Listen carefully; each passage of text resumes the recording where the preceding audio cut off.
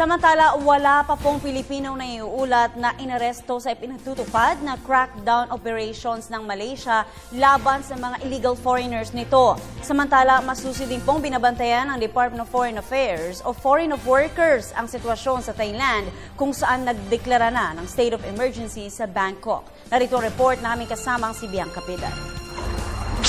Inihayag ngayon ng Department of Foreign Affairs na wala pang naiulat na mga Pilipinong naaresto bunsod ng foreign nationals crackdown sa Malaysia simula January 21 ngayong taon.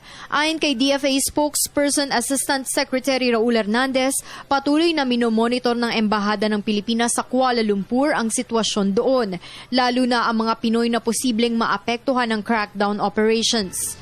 We have not received any reports of Filipinos being arrested or detained in connection with the announced crackdown on illegal foreign workers.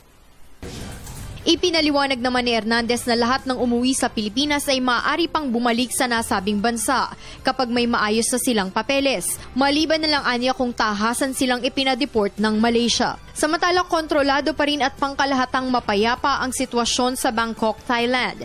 Subalit pinapayuhan pa rin ng DFA ang mga Pilipino na nais magtungo sa nasabing bansa na maging maingat at umiwas sa mga lugar kung saan nagaganap ang mga demonstrasyon. We wish to advise those with essential travel plans to Bangkok at this time to expect increased security measures in view of the declaration of a state of emergency in the Thai capital and the surrounding areas.